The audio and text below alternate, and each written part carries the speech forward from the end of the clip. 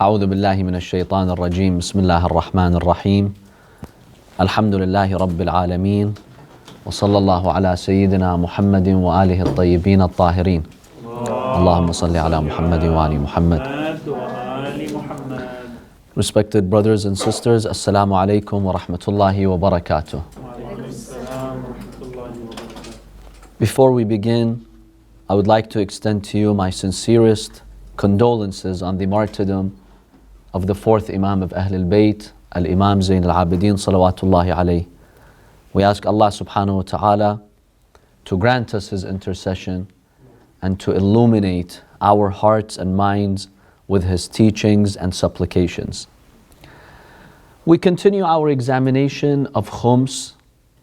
In our discussion this evening, we will examine a number of important points about Khums that are applicable to most people. The first point is a question that many people ask about.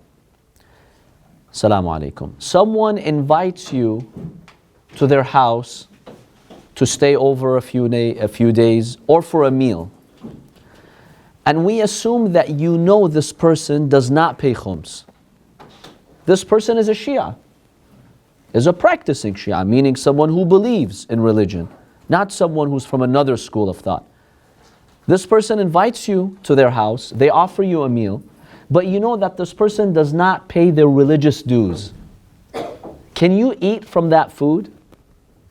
Can you stay in that house and pray your salah in this house?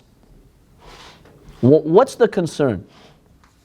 The concern with salah is that one of the conditions of prayer to be valid, you have to pray in an area that's mubah. Assalamu alaikum. What's mubah? An area that's religiously lawful for you to pray. If you go to a house that does not belong to you, you break into a house, and without the permission of the owner, you pray in that house. Is this prayer valid? This is not a valid prayer. Okay. The argument is, if you go to someone's house and they don't pay Khums, they don't do any calculation of Khums, zakat, or these religious financial dues, 20% of this house is not owned by this person, right? He doesn't own 20% of his house. The recipients of Khums are partners with him, and they clearly have not given him permission because he's withholding their right. If you go to a house who's owned by two partners, let's say two brothers equally own a house, or 70%, 30%, or 20%, 80%. One of the partners says, I don't allow anyone to enter this house. You cannot enter this house. It's not lawful for you to go to this house. Can you pray in this house? If one of the partners says, I do not give you permission to use my house, you cannot. Okay, 20% of this house is not owned by this person. It's owned by the Khums partners. So the argument is, you're praying in al-makan al-maghsoob, a place which is confiscated, which is unlawful, which is usurped. So your salah is invalid. The money, the meal that's offered to you, 20% of it does not belong to the owner of the house, the owner of the meal. So in that case, you're eating money that belongs to someone else. You're eating food that belongs to someone else. What do we do about this? Scholars have commented here. A number of maraja and scholars, they say if you know for a fact that a person does not pay their khums, remember, you don't have to investigate. You can assume that people fulfill their religious obligations. But if you know for a fact someone does not, one group of maraja, they say, get permission from your marja or from his representative to go to such places. Why? Because the marja represents the Khums partners. He is the one who represents the recipients of Khums. On their behalf, he can grant you permission. So this first group of scholars, they say you do need permission because 20% of that house does not belong to this person. So you need permission. Since the marja is the one who represents the recipients of Khums, go and get special permission. Tell your marja, it happens that I might go to such homes, grant me permission to sleep in these homes, to pray in them, to eat from those meals. So some maraja, they're pretty strict about this. They're like, you really need permission. You can't just go into a house like that knowing that this person does not pay their dues. Yes? If you and the person whose house you're going to follow a different marja, do you have to ask their marja because that's who they would be paying khums to? You simply get permission from your marja, or according to one scholarly opinion, any marja.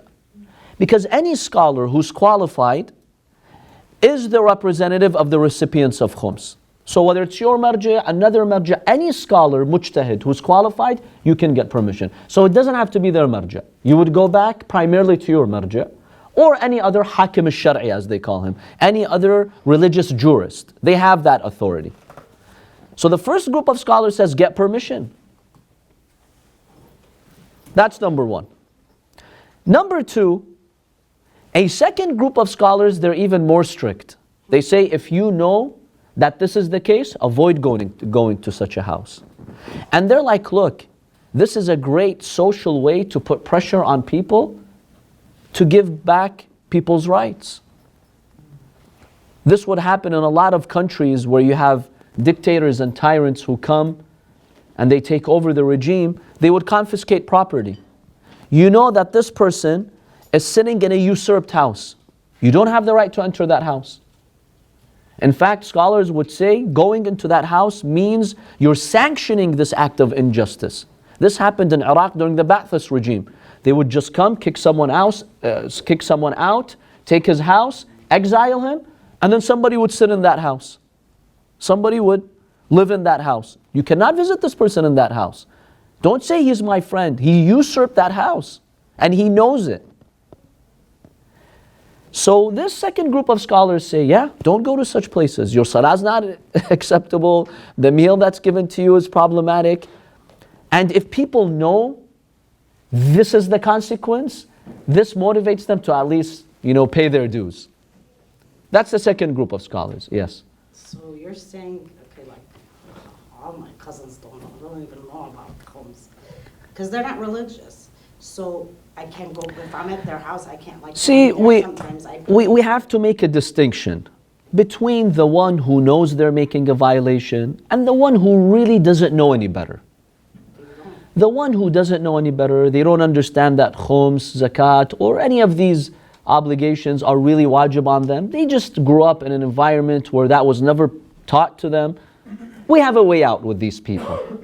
Or someone who doesn't believe in khums. Let's say you go to a Sunni house. Obviously they don't believe in khums. You can definitely pray in that house and eat. Definitely. Because we have hadiths that allow the Shias to interact with people like that. The question is, a Shia who knows khums is wajib and he deliberately doesn't pay it. We're talking about this specific category of people. So just keep that in mind. So the one who knows khums is wajib, but he is sinfully and deliberately not withholding it. What if they're not supposed to pay khums? Like they're not wealthy. They don't. Of course, if someone doesn't have to pay khums, then khalas, end of discussion. We don't have a problem with that. We're assuming someone has to pay khums and they're not paying it. So this is the second category. The third category of scholars, they're the easiest. They're like, you can go to their homes, you can pray there, you can eat. The sin is on them, not on you. Why do they say that? Do we have a particular hadith in the book of Khums that allows you to go to their house, pray there and eat from them? No, we don't. We have a hadith that applies to a different situation. These maraja have taken the spirit of that situation and applied it to this situation. I'll share with you the hadith. This hadith is in the book of At-Tahdhib by Shaykh Al-Tusi an Abi Wallad. He was one of the companions of Imam Al-Sadiq alayhi salam. قلت لأبي عبد الله عليه السلام ما ترى في رجل يلي أعمال السلطان ليس له مكسب إلا من أعمالهم. Oh Imam, what do you say about a person who works for the evil government of the Abbasids, let's say, and his income comes entirely from them? And we know the tyrants, they confiscate people's rights. So that's haram money. This is a person who has haram money in their hands, and his only source of income is that haram money, because he works for these evil governments. وَأَنَا أَمُرُّ بِهِ, I pass by his village, فَأَنزِلُ عَلَيْهِ, I go and visit him, فَيُضَيِّفُنِي وَيُحْسِنُ إِلَيَّ وَرُبَّمَا أَمَرَ لِي بِالدَّرَاهِمِ وَالْكِسْوَةِ. I become his guest, he's good to me, he's generous, and he may even give me gifts, coins, pieces of cloth. وَقَدْ ضَاقَ صَدْرِي مِنْ ذَلِكَ. But my Imam, I feel uncomfortable because I know the money that's in his hands is haram money. It's not his right. It's usurped from people because he works for an evil government. So the pay that they give him is problematic. I feel uneasy. What do? The Imam alayhi salam tells him, فَقَالَ لِي, Imam al-Sadiq told me, كُل, take from it, eat. وَخُذْ مِنْهُ, take the gifts from him. Here's the justification or the important statement the Imam mentions. فَلَكَ الْمُهَنَّ وَعَلَيْهِ الْوِزْرِ. The joy and the enjoyment is for you, and the sin is on him. Now, in which situation is the Imam alayhi salam talking about? About a person who works for an evil government like the Umayyads or the Abbasids. His source of income is haram. You go to his house, he's your friend.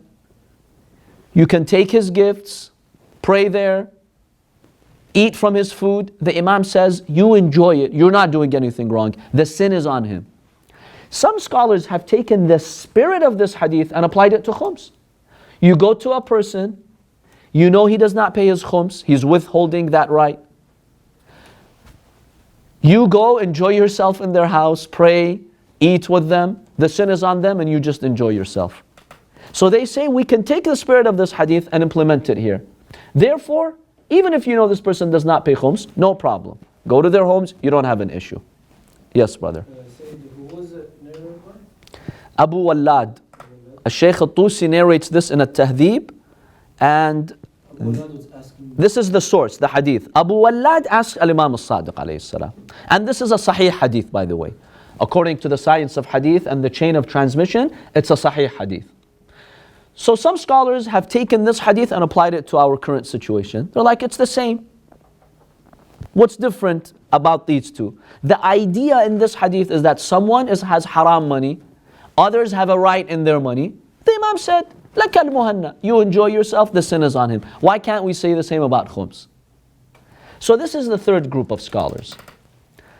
The fourth group of maraja and scholars, they say, we give permission to our followers. You can go to such a house. However, it's mustahab, not wajib. It's mustahab, it's recommended. Estimate how much food did you eat in that house. Give the khums of it to the poor. That way you know for a fact you're not liable for anything. You did not violate anyone's right. So this is the advice that they give to their followers. So let's say on average in a given year, you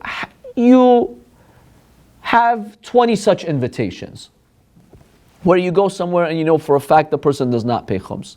The average meal, let's say it's what? $5, $10, okay, whatever's the tea that's given to you, the dessert that's given to you, $10. $2 of it, pay it as khums. That way you know for a fact you did not violate anyone's rights. So this is the fourth group of scholars. So it's a tough, tricky situation. Scholars have multiple views.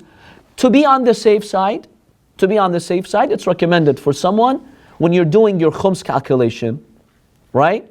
Add another $100 for these incidents, for these events. As an example. Yes, brother. When you add the $100, you have to do the niyyah? Yes, you make the niyyah that I am paying this additional $100 for all these visits that I went to these homes, so that, between me and my Lord, I'm free from any obligation. Yes, you make the niyyah. What about when you pray there? So it depends which of these scholars we're following, right? If you're following the scholar who says it's fine, I accept this hadith, لَكَ الْمُهَنَّ وَعَلَيْهِ الْوِزْرِ, we don't have a problem. The other group of scholars who say, basically, you need permission, well, you need to get permission. Now those scholars who are strict, maybe we could take the idea of renting that house. So if you go there and you need 20 minutes for your salah, if you ask Airbnb, how much does it cost to be 20 minutes in this house? Let's say they tell you $5, right? Pay $5 as khums, if you really want to be on the safe side. So the vast majority of the maraji', they have allowed it with different workarounds. But generally speaking, they have said that praying there is fine. Well, whether you need permission, whether you put money on the side, they have some differences here. But those maraji' who say you're not allowed and the prayer is invalid are very few. Yes, brother? You answered my question. Yeah. So it's mustahab to put that money on the side just to be on the safe side.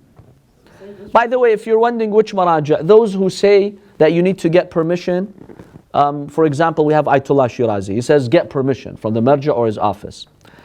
Those who say you should pay some money as compensation, Ayatollah Mudarrisi. Those who say لَكَ الْمُهَنَّى وَعَلَيْهِ الْوَزْرِ, the sin is on him, there's no obligation on you, Ayatollah Sistani. That's his opinion and fatwa. So maybe for most followers, they should be relieved. How about the one that says don't go in at all? Don't go at all. I can double check. I will double check the maraji'. Maybe Ayatollah Wahid Khurasani, possibly. Maybe that's his opinion. But I can double check for you, inshallah.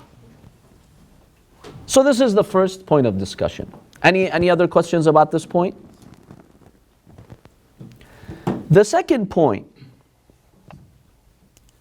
that we will discuss is delaying the khums. Some people know that they're liable to give the khums and they do have the money to give it, but they delay it. In addition to it being sinful to delay these religious dues, there are consequences. What are these consequences? The consequences are, if money applies to an item, to a house. How? Let's say you have a car. Your car that you use personally for your own expenses, for your own transportation, that's exempt. That's part of the expenses, ma'una, you don't have to pay khums on it. Let's say you have an additional car sitting in Florida, right? And you have an investment house there. It's not really an expense that you have, it's just something additional. Every maybe 1 or 2 years you go and you use that car, for instance. Now, if 1 year passes on that car, and let's say you did not use it, what happens to that car? Khums is directly applied to that car. Or let's say you have an investment house in Florida. You have to pay khums on that because it's not your house that you're personally using, you're using it as an investment. So if you did not buy that investment house with mukhammas money that you have already paid khums on, you have to pay khums on that investment house. Okay, let's say you didn't. Delaying the khums is definitely haram. Now, there's a consequence here. Scholars have mentioned that if you do not pay the khums, you don't have the right to use that property anymore. Because now you have partners, 20% is owned by other partners, and you don't have such permission to use this house. So it's your house, but you can't use it. If you use this house, it's a violation of the property of other people, even though you own 80% of it. Driving that car becomes haram. It's like driving a usurped car. Keep that in mind. So praying in that house becomes problematic. Your salah would be invalid in this house because this is usurped land. Even more than that, you have to pay the recipients of khums rent. Let's say for 5 years, I did not pay my khums on that investment house. How much can you rent this investment house a month? $1,000 a month? 20% of it, $200, was owned by the recipients of khums. Because 5 years ago when you had to pay khums, they owned, legally, Islamically, they owned 20% of your house. 5 years you're using their property, so you have to pay them rent. That's if you rented the house? No, just keeping it. Because 5 years ago, in 2015, the recipients of Khums owned 20% of your house. So you had to give it to them. Now that you withheld it from them, you have to give them not the Khums, just the Khums. You also have to pay them the rent because you used their property for 5 years. Even if you didn't rent the house, even if you left it empty, but you still guarantee the benefit of the house. They could have benefited from it, right? You denied them from that benefit, therefore you have to pay rent. Or if you have a car and the Khums applied directly to the car, you have to pay them the rent of that car. Isn't it if you use the house once a year, you have to pay Khums on it? That's if it's your expense. But if it's an investment, you have to pay Khums on it. If it's something that's not a need for you at all, you pay Khums on it. Yes, if you are a person who goes between here and Florida, you stay there a few months, you come back here, it's appropriate for your status to have another house, that's fine. But let's say you have 5 investment homes and you're using them as investments. You don't live in them, you're just renting them out. You have to pay Khums on them. Or it's your other house, but a year passed and you did not use it. We're talking about these scenarios. But if you have a house and you regularly go to it within a year, it's not an investment in the sense that you're renting it, but you're actually using it for your personal expenses. Yes, that would be exempt from the Khums. If you have an investment house and you rented it, you pay Khums on the renting or on the house itself? On the house itself too? What about the rent? Unless you bought the house with mukhammas money. Okay. Unless you did your Khums, and then from that remaining money you bought the house, yes, you're fine. But a lot of people don't do that. If you're not, you have to pay Khums on the renting and the house itself? Exactly, yes, because it's an investment now. It's not my expense. Right. It's not considered my expense. So you pay Khums on the rent, not every month. You gather it with all of your money, you include it, right. If it's a profit, it's a profit. And the investment house itself, you also have to pay Khums on it because it's profit. It's not an expense. So if you delay it paying the Khums, the problem is you cannot use the house, you cannot use the car. If you do, that's like using usurped property. Number 2, you have to be liable for their rent. Ayatollah Sistani, he specifically mentions this example. He says, yes, you're liable for the rent too. So it's tricky. It's really a challenge. But remember, there are the recipients whom you're withholding their right. You have to look at it that way. There's some people who say, but this is something that I really need. If it was your need, it was your expense, you didn't have to pay Khums on it. We're talking about scenarios that you didn't really need. Can you pray and I'm sorry, back to the other, and like if you have friends that are Christians and you're visiting them at time for prayer, can Yes, we mentioned that if someone is of a different religion, they don't even have the Khums, the system of Khums, we don't have a problem. We're talking about Shias who know that Khums is wajib and they deliberately don't pay it. Because that scenario, we mentioned the hadith in our last class. There is a hadith that specifically allows Shia to deal with people like that, to take their gifts, to do business with them. We have specific hadiths about that. Otherwise, life would be miserable. I mean, imagine if the Shias had to observe this with everyone, then you couldn't go to anybody's house, you couldn't buy and sell. The Imam ﷺ says, "Ma ansafnakum in kallafnakum dhalika al-yawm." The Imam says that would be unfair for us to put the Shia through that hardship. So that is an exception from the law. Any questions about this second point? The third point, which is very important. What is the relationship between Khums and Hajj? Many people are under the impression that in order for you to go to Hajj and the Hajj to be valid, you have to pay all of your Khums and then go. What's the relationship between Khums and Hajj? There are a few discussions here. One is about Qabool, whether Allah accepts our deeds. One is about Sahha, something being valid. There's a difference between the two. I can get up right now and pray a perfect salah. I have the wudu, I observe the conditions, I pray towards Qibla, I don't make any mistakes. But let's say my intention, my mind is somewhere else. I'm thinking of this dunya in my salah. My prayer is valid, Allah will not punish me for not praying because I technically prayed. But will Allah subhanahu wa ta'ala necessarily accept my salah? No. If I'm not focused in my salah, Allah may accept a tenth of it, a fifth of it, half of it. Or haven't you heard these hadiths that say if you backbite, for instance, for 40 days your salah won't be accepted. If you eat haram food for 40 days your salah will not be accepted. Well, what do these hadiths mean? They don't mean that your salah is invalid and you have to do qadha. No. Obviously you fulfill that requirement. On the Day of Judgment, Allah will not tell you, why didn't you pray? You prayed. But will you get the reward of that prayer? Probably not. Meaning you don't deserve the reward. Allah can still give it to you out of His generosity, but you don't deserve any reward. For 40 days, Allah doesn't have to accept your salah.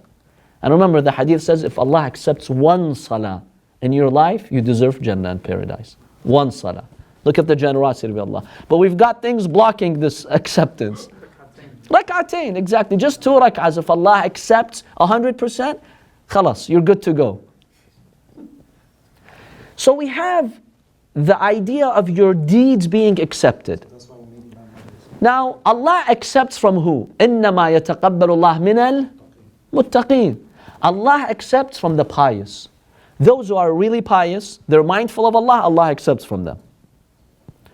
Now the one who does not give the khums, knowing that it is wajib, but they're either negligent with it, they're sinful about it, and they go to Hajj. Their Hajj is valid if they do the Hajj correctly. But remember that these acts of worship are interrelated in the eyes of God. If I fast but I don't pray, Allah may not accept the reward of my fasting. Allah may not accept it. Because Allah will tell me, okay, you fasted, that's good, but you're making another violation. If you really want me to accept your deeds, show respect to all of my laws, not some of them. For you to be a good citizen, in society, shouldn't you observe and respect all laws in society? What if a person says, look, I respect half of the laws, but I make these violations elsewhere? They tell this person, look, for you to be a good citizen and for society to respect you, you ought to respect all laws. A person says, every day I'm going to pass the red light, but I'm still a good citizen because I observe 99% of the laws. I just break these laws. Doesn't fly. For you to really be a good citizen, you ought to respect all laws. Same idea in the eyes of Allah subhanahu wa ta'ala. إِنَّمَا يَتَقَبَّلُ اللَّهُ مِنَ الْمُتَّقِينَ. Allah accepts from you if you're pious.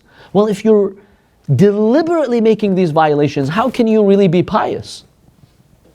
So you may go to the Hajj, you fulfill the requirement. On the Day of Judgment, Allah will not tell you, why didn't you go to Hajj? You did. But will Allah accept it? It depends. So khums can have an impact on Hajj in this way, on the qabool, the acceptability of the Hajj in the eyes of Allah. That's the first point. And this is not limited to khums. Every other obligation. The second point, what about the validity of the Hajj? Is the Hajj valid or no?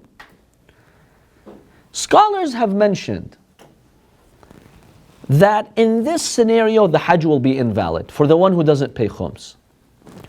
If the ihram, the 2 pieces of cloth for the man, or the ihram for the woman, the garment that they wear at Hajj, if khums directly applied to this piece of cloth and you did not pay the khums of it, then when you did the tawaf and the salah of the tawaf, one of the requirements of a valid tawaf and the salah is for you to wear clothes that are lawful for you.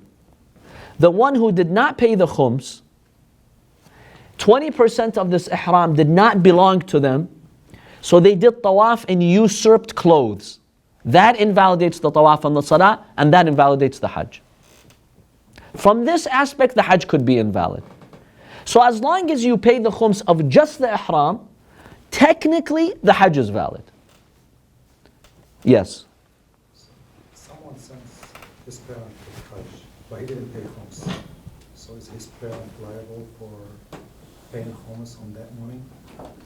So if someone sends their parents to the Hajj, and they don't pay khums, are the parents liable?